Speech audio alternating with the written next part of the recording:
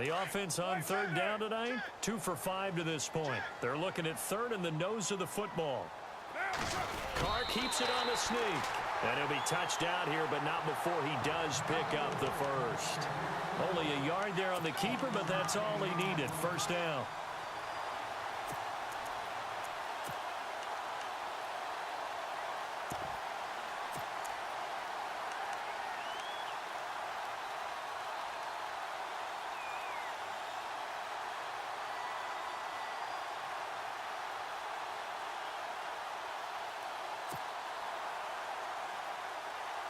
And here comes play number 6 on this drive.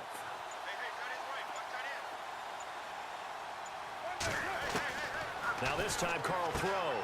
Over the middle, Amari Cooper. It's complete. And he'll take it down here just shy of the 15 at the 16-yard line. A gain of 6 there on first. In recent years, the slot receivers really gained stature in the NFL because they can do so many things. Yes, they can line up wide like your normal wide receiver, but to have that kind of courage and toughness to run routes in the middle of the field and become dependable targets for their quarterbacks and move the sticks, those guys are worth their weight in gold.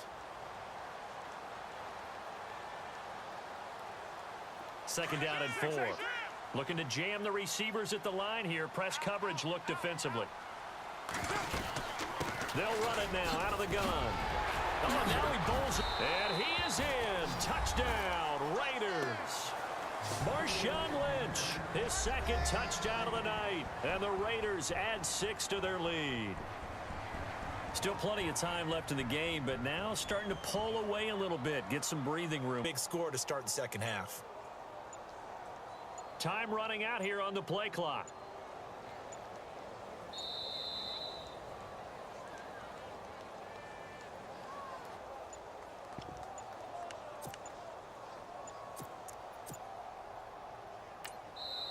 And now with the play clock winding down, they're going to burn the second of their timeouts as they want to make sure they have this right before the 2-point attempt.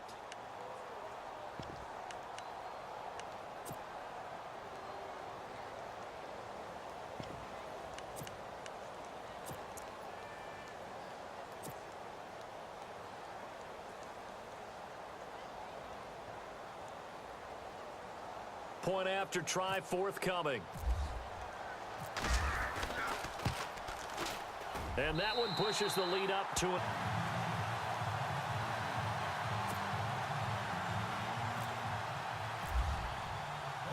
Out is the kickoff unit as they run up and send this one away.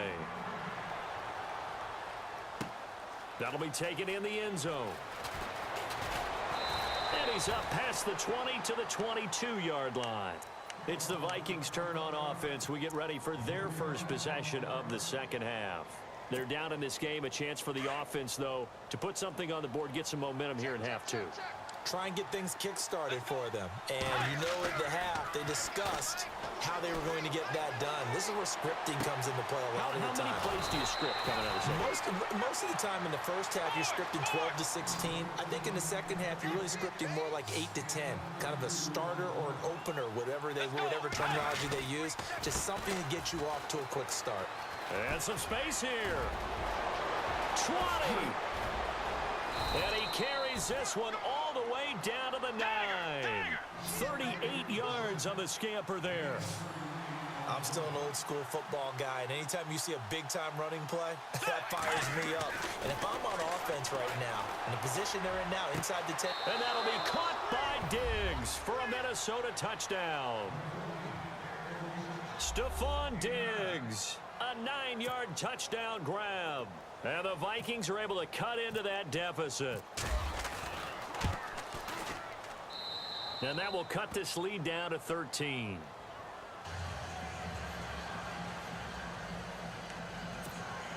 And they decide fairly early here they need the ball back, so here's an onside kick.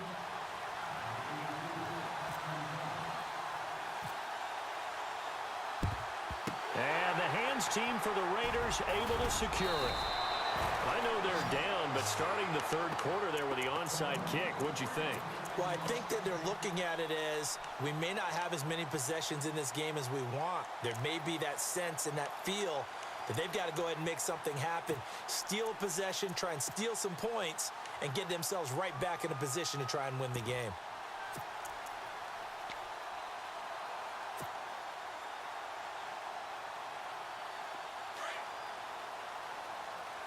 And some changes here as the D-line separates some.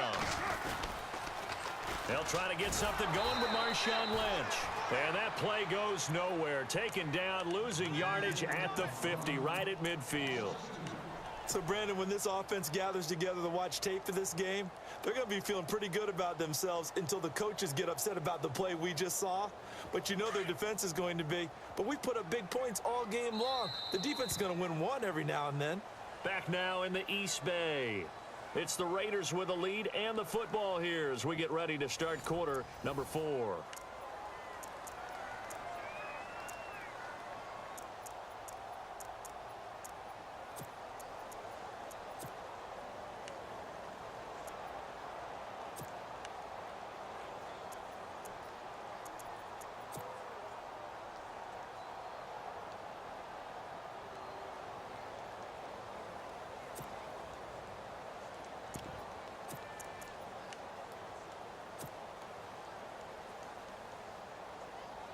And they're behind the sticks here a bit now, dealing with a 2nd and 12. From midfield, here's Carr. But he almost had it defensively. Could have been a game changer there in this second half. Instead, it's 3rd down. I think he's taking an awful chance with the football right there. You've got to lead, you've got to protect it, and he's taking chances putting it out there in a little bit of jeopardy. Especially in a spot like this, 4th quarter, as you said, trying to cling to that advantage. Yeah, that one probably should have been picked, huh?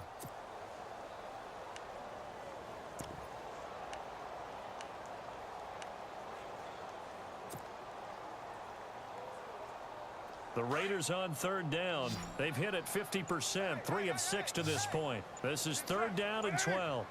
They'll need to get the play off quickly. To throw, it's Carr. And he comes back with one complete. And he gets it to the 32. Good enough for a 1st down. A Raider 1st down, 17 yards.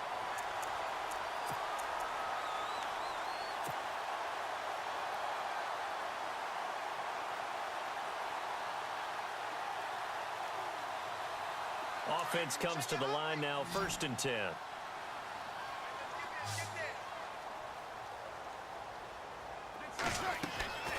Now Carr.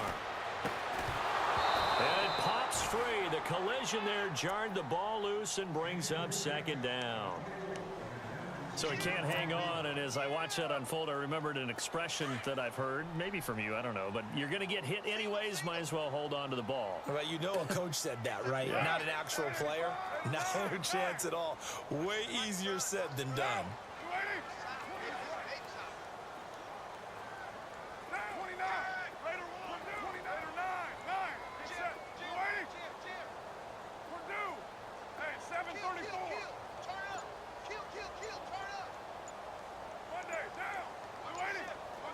The play clock's running down.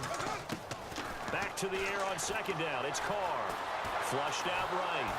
And he can't find a receiver, and he's brought down. Eric Kendricks in there to drop him for a loss on the play. Partner, I know that ball security's preached like crazy, but every now and then you've got to know when to get rid of the football and save a little bit of yardage if you're a quarterback. Because now if you're the offensive coordinator, what does it do if it was 3rd and 10 versus 3rd and much longer as it is now? Yeah, it changes everything in terms of play calling and the pressure you might expect to face on the very next down. Had to throw the ball away and save the yardage. He didn't get it done. Oh, they get to the football. It's blocked. Now it's scooped up, and this is a live football. But when it all comes together and you get the field goal block that's been designed, that's been drawn up, everyone has to feel good about it on that side of the ball. How about that one there? To the left side, knew what they had. That's where they wanted to be, and they got their designated guy turned free.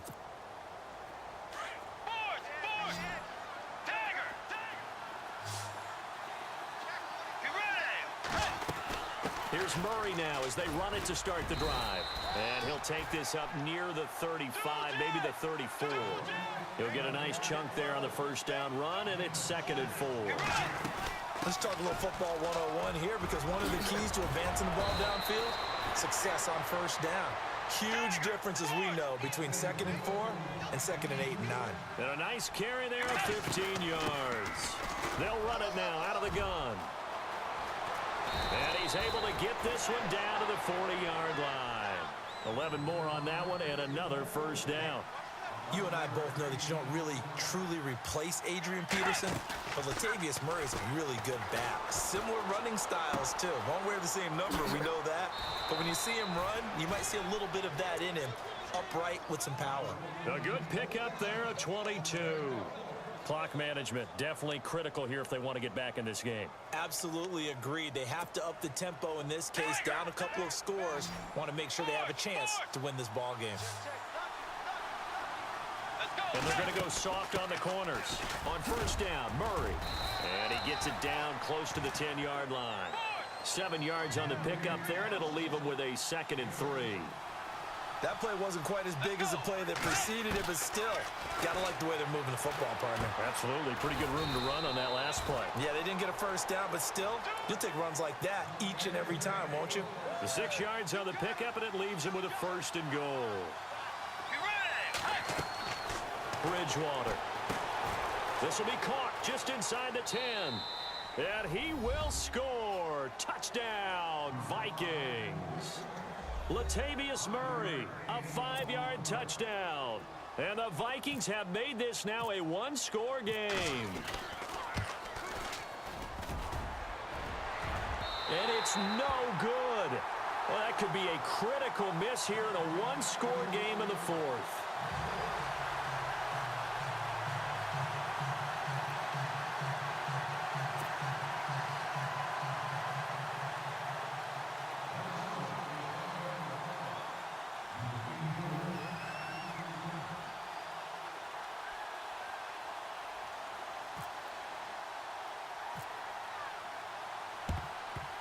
And the hands team for the Raiders able to secure it.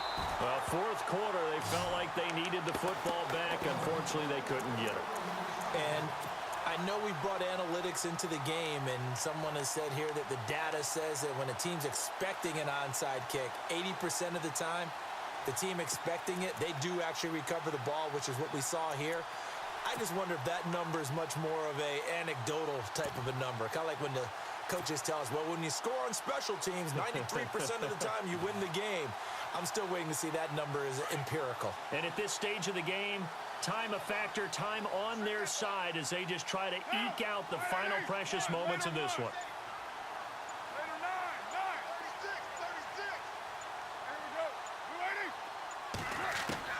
Carr now on first down. He'll dump it off complete to Lynch. And now running right through him. And he'll get this one down near the 20-yard line. And this defense here going to burn their 2nd timeout. But you can also factor in another timeout that they'll get when the clock stops at the 2-minute warning.